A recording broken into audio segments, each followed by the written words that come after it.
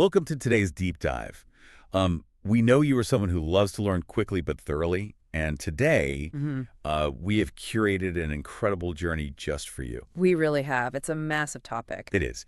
We're going to be unpacking a narrative that has literally shaped civilizations, and we're looking at it through a lens that spans thousands of years. Right? The scope is it's huge. So the mission for this deep dive is to explore the epic evolution of the Ramayana.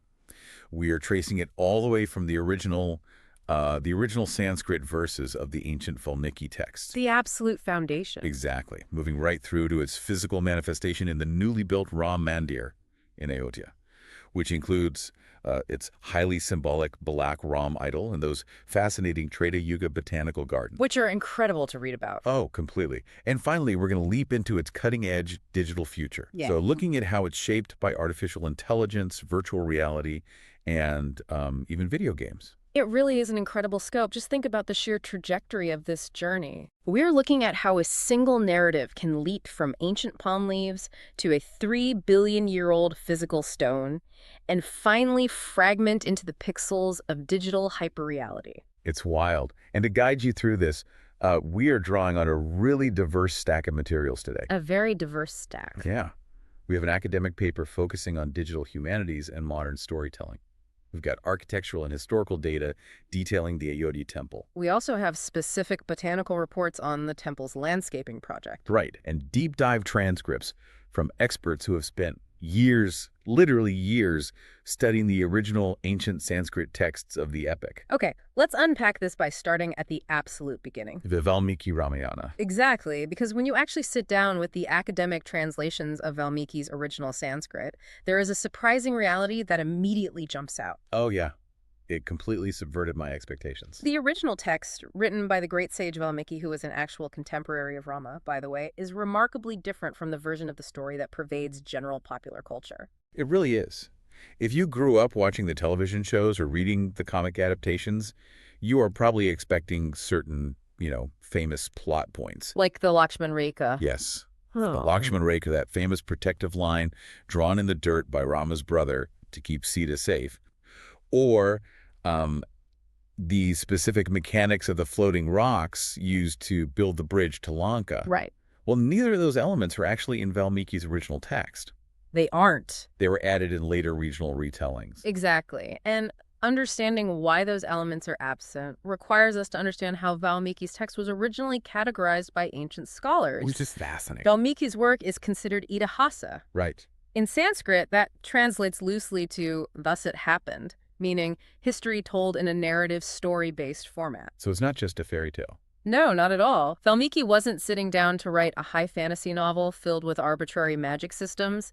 He was writing to set the ultimate enduring example of human values. He was chronicling the life of a leader. A leader who perfectly embodied bravery, truthfulness, and most importantly, a concept called prajapalana. Prajapalana, meaning a deep, unwavering concern for the welfare of all beings, right? Yes, Not just your family or your specific kingdom, but a universal welfare. precisely. That is the foundational philosophy of the entire epic. So the later editions, Like the Lakshmana Rekha. right, those often served regional or medieval societal purposes, sometimes to emphasize protective boundaries around women. Yes, but Valmiki's original focus was much more grounded in statecraft, personal duty, and the harsh realities of upholding dharma in an incredibly complex world.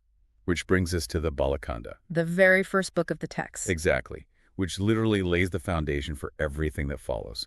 Let's skip the basic plot summaries everyone already knows and dig into the nuances of the Kosala kingdom. Let's do it. We were in the ancient city of Ayodhya, ruled by King Dasharatha of the Ikshvaku dynasty. What really stands out here is the sheer scale of the record keeping. It's staggering. It is. The historical records invoked in the text provide a lineage of 34 generations of Ikshvaku kings leading up to Dasharatha. And if we connect this to the bigger picture, that level of genealogical record keeping is phenomenal. Yeah. When you compare it to other ancient civilizations, whether that's early dynastic Egypt or Sumeria maintaining an unbroken, culturally agreed-upon lineage of 34 kings, implies a society with immense institutional stability. It wasn't just a kingdom. Right. It was an entrenched, highly developed civilization that valued historical continuity. But this continuity is exactly what is threatened. Dasharatha is childless. The entire 34-generation legacy is on the brink of collapse. So, to ensure the continuation of this massive dynasty, he decides to perform two highly complex rituals, the Ashwamedha Yagya and the Putra Yagya. Guided by a specialized sage named Rishyasringa. Yes, Rishyasringa. And this is where the interpretation of the ancient text gets wild. It really does. I always pictured a yagya as a standard religious prayer. You sit around a fire, chant some hymns, and ask the gods for a favor. A very traditional view. But looking closely at the translated descriptions, it reads much more like a highly advanced controlled process. It reads exactly like a laboratory experiment. Right. The text outlines how specific ingredients had to be added into the fire in a precise sequence. Measured over a specific duration. Exactly. Using highly calculated geometric fire pits. And the culmination of this process results in a being emerging from the fire holding a bowl of payasam, A type of sweet porridge. which is then given to the queens to aid conception. Okay, I have to play devil's advocate here. Please do. Aren't we just projecting our modern scientific vocabulary onto ancient poetic metaphors? It's a fair question.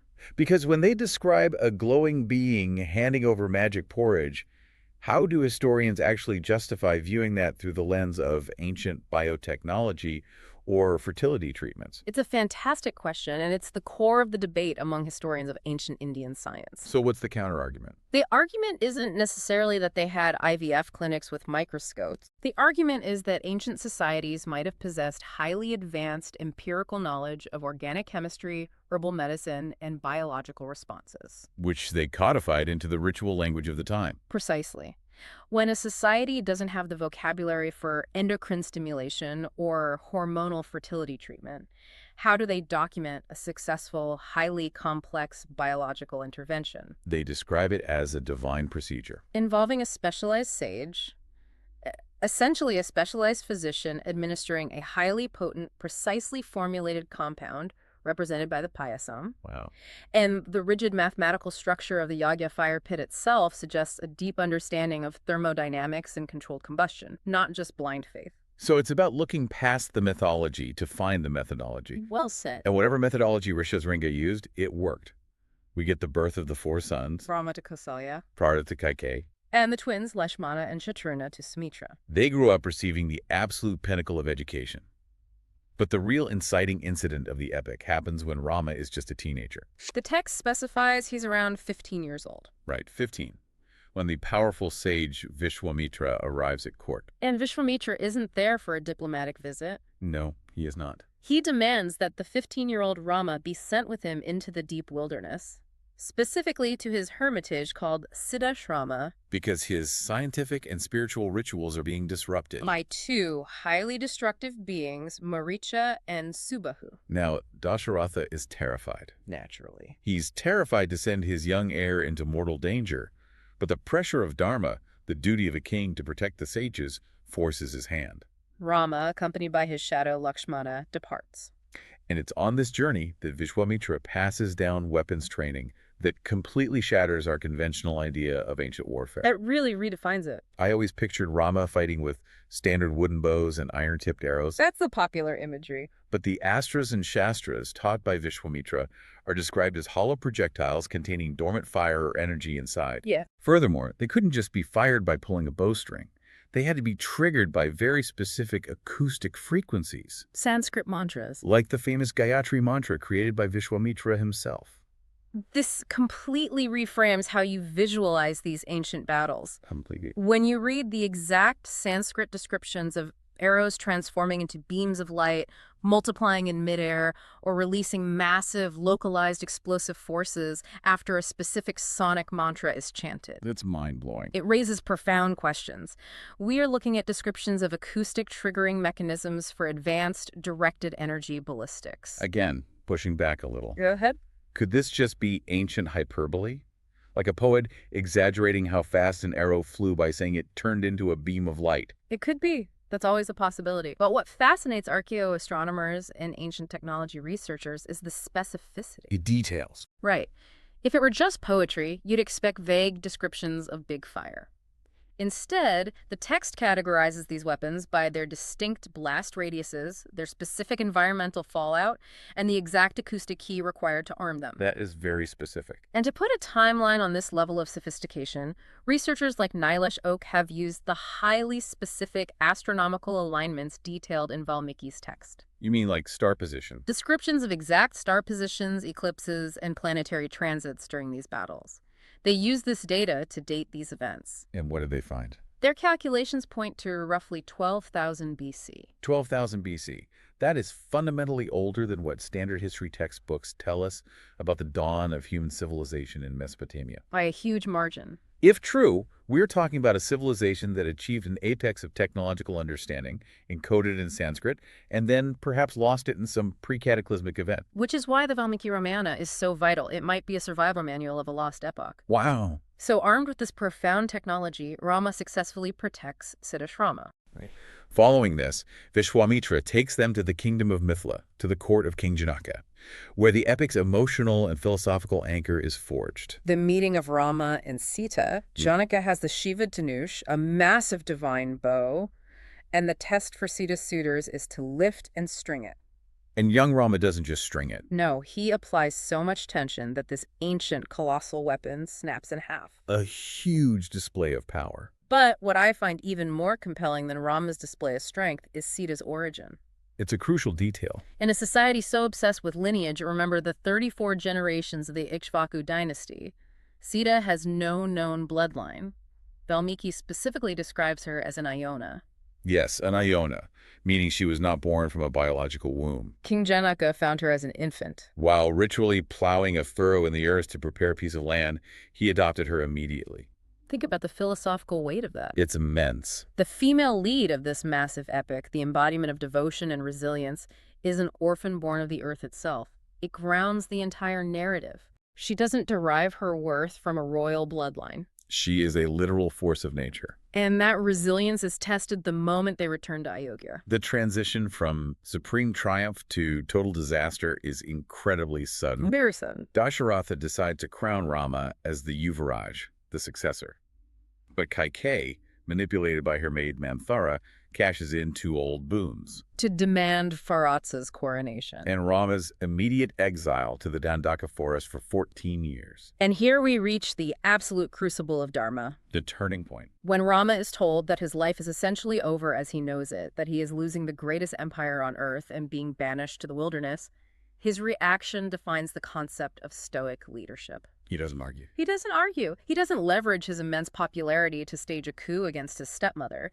He views the situation entirely through the lens of a king's ultimate duty. Because for Rama, a king's word is the glue that holds society together. Exactly. If Dashratha breaks his promise to Kaikeyi, the foundational trust of the entire kingdom shatters. Rama accepts the exile instantly. Viewing it as his strict karma to uphold his father's honor. It's the ultimate rejection of personal ego for societal stability. Yes. But the emotional core for you, the listener, really crystallizes in Sita's reaction. It's such a powerful moment. Rama tries to convince her to stay behind in the palace. He lists the horrors of the forest, the absolute lack of comfort, the physical danger, and she completely refuses. She does. She tells him, heaven is where we are together, and hell being without you. This is a crucial moment to analyze because modern critiques sometimes misinterpret Sita's actions here as submissive. Right. But in the context of Valmiki's text, she is not a passive victim being dragged into the forest by her husband. She's making a fiercely independent, defiant choice based on her own uncompromising understanding of Dharma. She is asserting her agency. She is. She tells Rama, essentially, you do not get to dictate my duty. My duty is by your side. It is a phenomenal assertion of an equal partnership. And with that, Rama, Sita, and Lakshmana strip off their royal silks, put on coarse bark garments, and walk out of Ayodhya. That departure pivots the story. From a tale of royal court politics into a sweeping epic of survival against the forces that disrupt the world's balance. It is the ultimate hero's journey, meticulously recorded in ancient verse. So we've explored the blueprint. But stone eventually weathers. How does a narrative ensure it survives for thousands of years? It builds physical monuments. Exactly. Let's look at how this ancient text has physically manifested into reality in our modern era. The Ram Mandir in Ayodhya. To understand this physical manifestation, we need to look objectively at the historical and legal steps that led to its creation. Right, just sticking to the facts from the sources. Strictly the historical and architectural data. The site in Ayodhya was the subject of an immensely complex legal dispute spanning decades. In 2003, the Archaeological Survey of India, the ASI, conducted a court-ordered, highly detailed excavation and survey of the disputed land. And what did they find? The reports indicated evidence of a large, pre-existing Nagara-style temple structure beneath the foundations of the Babri Masjid that had stood there. The legal battles continued until 2019, when the Supreme Court of India delivered a unanimous, final verdict. And that verdict settled the land allocation. It did. They awarded the disputed land to the Hindu community for the construction of a temple dedicated to Rama, while simultaneously directing the government to allot a separate, prominent 5-acre plot to the Sunni Waqf Board for the construction of a new mosque. Got it. Following this legal resolution, a specific trust was established in 2020 to oversee the monumental task of designing and building the Ram Mandir. And the centerpiece of this breathtaking Nagra-style architecture is the presiding deity itself, Balak Ram, or Ram Lala. The central focus of the entire project. The architectural and artistic reports detail how the sculptor, Arun Yogaraj, was given a very specific set of theological guidelines. They didn't want the fierce warrior king who fought in Lanka. They wanted Rama as a 5-year-old child. Right. The text demanded a Mandasmita Vadana, meaning they specifically wanted that soft, subtle, cheerful smile of a child combined with the divine aura of a prince. What's fascinating here is the intersection of high-level material science and ancient theology. Oh, this part is amazing. Arun Yogaraj didn't just go to a quarry and pick out a nice piece of marble. The Balak Ram idol is carved from a highly specific rock sourced from Gujigodhanapura village in Mysore, Karnataka. And geologists have dated this specific rock formation To 3 billion years old. 3 billion years old. Yeah. I mean, picking out a slab of granite for a kitchen counter is stressful enough because you don't want it to stain. Imagine the pressure of sourcing a rock that needs to withstand the daily devotion of millions of people for the next 1,000 years. The pressure was immense. Why this specific black stone? It comes down to vital chemical properties. Yeah. In Hindu temple worship, the deity undergoes frequent abhisheka. Which are ritualistic holy baths. Right. Every day, the stone is bathed in milk, water, honey, and yogurt. Many types of stone, even hard ones, will slowly dissolve, pit, or discolor when constantly exposed to the lactic acid in milk or the sugars in honey. That makes sense over decades or centuries. Exactly. This specific 3 billion-year-old black stone is incredibly dense, highly water-resistant, and entirely non-reactive to those mild acids. So it preserves the art. It ensures the intricate carvings of that 5-year-old face will remain physically pristine for centuries. It's the perfect marriage of ancient ritual necessity and profound geological science. It really is. And the iconography surrounding the deity is just as meticulously planned. The idol stands on a Visva Padmasana. A double-row lotus seat. Exactly. The stone arch behind him features intricate carvings of the 10 avatars of Vishnu, alongside Hanuman and Garuda. But there's a really interesting divergence from traditional sculpture that caught my eye. Yes, the weapons. Right. If you look at many classical South Indian sculptures of Rama, the deity is typically carved holding his bow and arrow directly out of the same piece of stone. It's all one piece. But the Balak Ram idol's hands were carved empty. Why? This was done to remain remarkably true to Valmiki's specific descriptions of Rama wielding a supreme, unmatched, distinct bow called Kodanda. To honor this, the Trust commissioned a spectacular separate golden bow and arrow crafted by specialized artisans in Chennai. And that is physically placed into the idol's hands. Exactly. It bridges the ancient textual description with modern, multidisciplinary craftsmanship. And the jewelry. We're not just talking about generic gold chains. The text specifies exact adornments that carry immense sociological and theological weight in the Vaishnava tradition. They do. The idol wears a makuta, the royal crown, and the kaustubha necklace. Which is crucial because the kaustuba isn't just a pretty gem. No, it has deep meaning. In Hindu mythology, the kaustuba is the most valuable jewel in the world. Churned from the cosmic ocean and worn by Vishnu, Right. placing it on the 5-year-old Balak Ram immediately signals to the devotee that this child is the supreme preserver of the universe. It's visual shorthand for infinite power resting in absolute innocence. That is beautiful. But the absolute pinnacle of engineering in this temple, the thing that really blew my mind when reviewing the architectural data, is the Surya Tilaka. Oh, this is phenomenal. The architects wanted to honor Rama's birth on Ramdavami, but they wanted to do it using the cosmos itself. So they brought in the Indian Institute of Astrophysics. Think about the logistical nightmare of this engineering challenge. Oh, I can't even imagine. You want a beam of sunlight to hit a highly specific target, the exact center of the idol's forehead, at exactly noon on a specific calendar day every year. But the Earth's axial tilt means the sun's path across the sky changes constantly. Exactly. You can't just cut a hole in the roof. Right.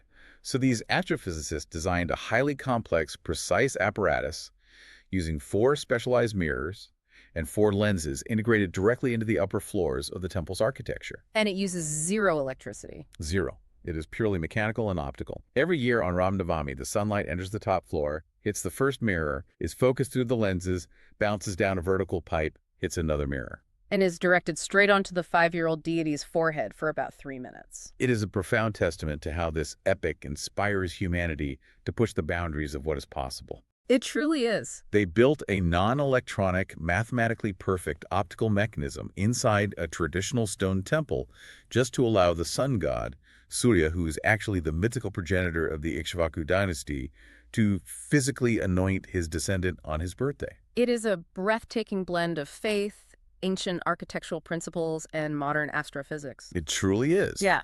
But the architecture of this space isn't limited to just stone and light. No, the environment surrounding the temple is being engineered to tell the story as well. Which brings us to the landscaping. And honestly, here's where it gets really interesting.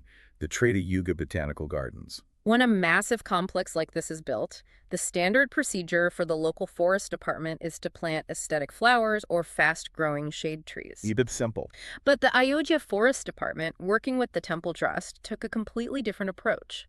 They treated the original Valmiki Ramayana not just as a religious text, but as an ancient botanical survey. They combed through the Sanskrit verses and identified exactly 89 specific plant species that are explicitly mentioned in the epic. And they are actively sourcing and planting seeds for these exact 89 species all around the 70-acre campus. The ambition here is astonishing. It is. They are attempting to recreate the ecological memory of a civilization. Yeah. They want to literally generate the atmospheric and physical ambiance of the Treta Yuga, the specific epoch of time in which Rama lived. So by cultivating this highly specific ancient flora, they're trying to rebuild the exact biome that Rama, Sita, and Lakshmana would have interacted with. Exactly. When you look at the botanical reports, the names of the plants alone are incredibly evocative. They are planting Rakchandan, which is red sandalwood, and massive deodar trees, They are specifically cultivating the Sita Ashok tree. which carries immense emotional weight. Yes, because it is heavily associated with the grove in Lanka, where Sita was held captive and where she maintained her absolute defiance against Ravana. Imagine the sensory experience for a visitor. You aren't just looking at a building, you are walking through a botanical time machine.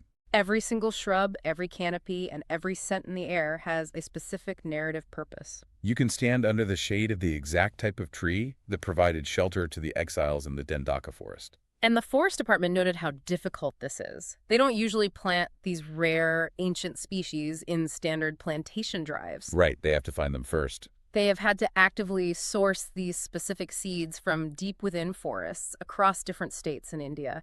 It turns the entire landscape into a living, breathing museum of ancient ecology. You aren't just reading the story. You are physically breathing the air of the Treta Yuga. It's profound. So Ayodhya is anchoring the epic firmly in physical stone and living soil. But at the exact same time, the Ramayana is blasting off into the digital future. The contrast is amazing. How are scholars ensuring the narrative itself survives the next 1,000 years in the cloud? Let's transition to the digital frontier and look at how this ancient text is adapting to AI, VR, and transmedia storytelling. The technological evolution of this narrative is moving at a blistering pace, and it is fundamentally changing who gets to tell the story. Yeah. For centuries, the visual representation of the epic evolved slowly, from temple carvings to palm leaf manuscript paintings to 20th century television shows produced by massive studios. Now. Today, we are seeing the total democratization of mythological storytelling through artificial intelligence. The academic paper in our stack highlights a recent, mind-blowing YouTube tutorial that perfectly illustrates this. It's a great example. A solo content creator, sitting in his bedroom, demonstrated how he used AI to generate a stunning, high-definition cinematic trailer for the Ramayana. He didn't have a multi-million-dollar budget. Or a VFX team. He simply used ChatGPT to write highly detailed visual prompts based on the Valmiki text, He fed those prompts into Google's Gemini to generate the base images, dictating the exact lighting, the ancient armor, the specific look at the Rakshasas. and then used an AI video generation tool called Flow to animate those static images into sweeping cinematic shots. And he created a 100% AI-generated trailer in just a few hours. That represents a monumental shift in cultural production. It really does. It means the ability to visualize and broadcast the epic is no longer guarded by the financial gatekeeping of massive studios in Hollywood or Mumbai. Anyone with a deep understanding of the ancient text and an internet connection can now reinterpret and visualize the Ramayana. It puts the power of myth-making directly back into the hands of the individual. But it's not just about passively watching AI videos. It's about actively stepping into the story. The sources dive deep into how the epic is being adapted into interactive video games, like Ramayana, Clash of Ram, and various VR experiences. And this represents a massive shift in how we experience the narrative. Right. This raises a critical psychological question about audience engagement. For thousands of years, listeners and readers of the Ramayana were fundamentally passive receivers. A sage, a storyteller, or a television screen delivered the story, and you absorbed the moral lessons of Dharma. But now, with interactive gaming and virtual reality, the audience literally embodies the avatar. You put on a VR headset, and you aren't watching someone walk through Ayodhya. You are walking through the golden streets. You are standing on the shores of Lanka, looking across the ocean. In a video game, you are making the tactical choices in battle. Exactly. The shift from passive reception to active participation fundamentally changes how a modern audience neurologically engages with mythology. When you are making the choices, the story feels deeply personal. And we see the narrative expanding across multiple platforms simultaneously through transmedia retellings. The academic texts point to highly successful web series like The Legend of Hanuman, Which utilizes high-end 3D animation to focus deeply on complex psychological character arcs rather than just summarizing the broad plot. And then you have completely wild, bold reimagining that push the boundaries of the text. Take the graphic novel series Ramayana 3392 AD. That comic literally takes the ancient Sanskrit epic and drops it into a post-apocalyptic dystopian sci-fi future. Rama is a futuristic warrior. Lanka is a cyberpunk fortress. It proves that the core themes of duty, brotherhood, and sacrifice are so fundamentally strong that they can survive being completely uprooted from their traditional ancient setting. However, this explosion of digital innovation brings us to a highly debated ethical crossroads. It does. As the digital humanities scholars point out, there is a profound price to this rapid, unbridled innovation. Right. If we are turning sacred ancient scriptures into sci-fi comics and AI-generated hack-and-slash video games, what happens to the original meaning? Are we losing something vital in the translation? This is the exact debate keeping sociologists and traditional scholars up at night. To understand the risk, we have to look at the philosopher Jean Baudrillard and his concept of hyperreality. Let's break that down for the listener.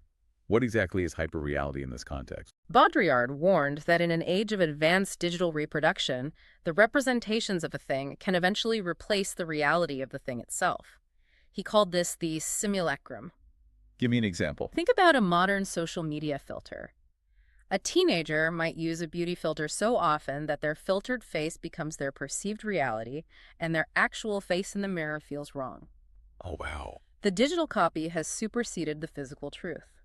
That is a terrifyingly relatable analogy. So how does that apply to the Ramayana? Critics argue that these hyper-stimulating digital adaptations, the VR games, the CGI-heavy web series, create a liminal space where profound spirituality and pure fiction blur together. The warning is that a modern child might grow up engaging only with the simulacrum, A flashy, action-packed, gamified copy of the story. rather than ever engaging with the authentic, philosophically dense, slow-paced epic that Valmiki actually wrote. The map replaces the territory. That makes total sense. If you take the Ramayana and turn it into a video game, you risk diluting the profound, nuanced themes of Dharma, Stoicism, and Karma into mere spectacle. It becomes entirely about combo fighting mechanics, unlocking weapons, and leveling up. Rather than a deep, challenging meditation on personal sacrifice and righteousness, the medium fundamentally changes the message. Precisely. And the scholar Meenakshi Mukherjee brings up a crucial point about commercialization. What does she say? She warns that when massive corporations strip these ancient epics of their socio-religious gravitas just to make a quick profit in the global entertainment market, they commodify a sacred text until it loses its soul.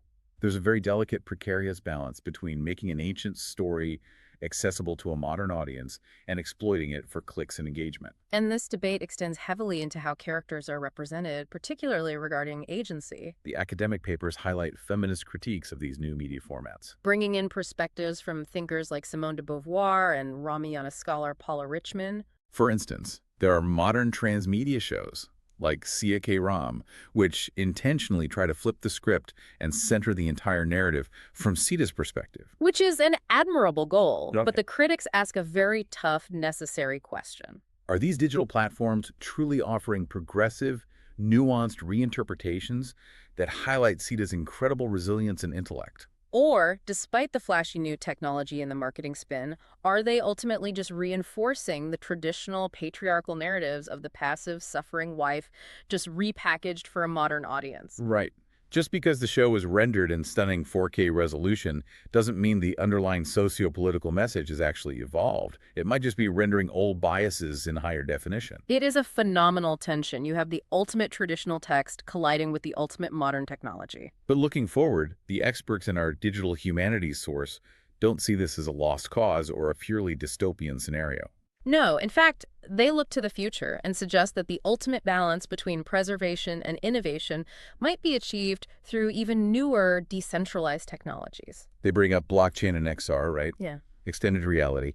How does a decentralized crypto ledger preserve an ancient poem? It's actually brilliant. Imagine a blockchain ledger that permanently, immutably stores the exact 24,000 Valmiki Sanskrit verses. Because it is decentralized, no single corporation, government, or localized disaster can ever alter, censor, or lose that original text. It is perfectly preserved forever. That's amazing. Then, XR applications extended reality can draw upon that mathematically verified text to build personalized, deeply immersive, yet highly accurate educational experiences for the user. You could put on an XR headset and hear the verses translated in real time while seeing the historical context projected around you. Knowing the underlying data is completely uncorrupted, technology could be the very thing that secures the epic's integrity for the next millennium. Wow.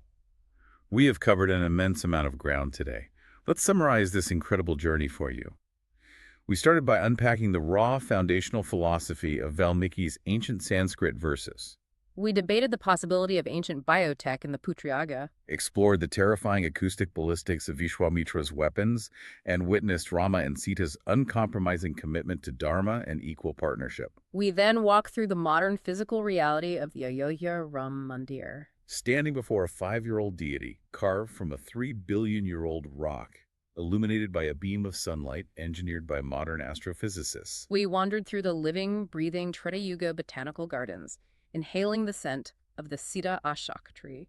And finally, we launched into the digital frontier, exploring how AI-generated trailers, interactive VR landscapes, and the threat of hyper-reality are constantly redefining how we interact with the myth. But through all of these mediums, whether it is palm leaves, stone, seeds, or pixels, the core values of truth, duty, and resilience remain absolutely constant. And that enduring nature brings me to a final thought I want to leave you with today. We've spent this time analyzing how we view the past and how we're building the future. But consider this from an archaeological perspective. What if ancient scholars used the absolute pinnacle technology of their time? Whether that was complex Sanskrit metrical verses, highly engineered Yogyaphire laboratories, or monumental architectural principles, To successfully encode their history and values for us to find thousands of years later, what will future civilizations think of us? imagine a civilization 10,000 years from now, perhaps recovering from their own cataclysms, digging through the silicon ruins of our server farms. What will they think when they unearth our digital artifacts? Will they view our AI-generated Ramayana trailers and our virtual reality simulations as just entertaining modern myths? Or will they look at our code, our algorithms, and our blockchain ledgers as the highly advanced, incomprehensible magic of our era? Are we the ancients to the next epoch? That is a phenomenal thought to end on. As always, thank you so much for joining us on this deep dive and sharing your time with us. Keep questioning the stories you hear, keep looking for the deep historical connections, and most importantly, stay curious.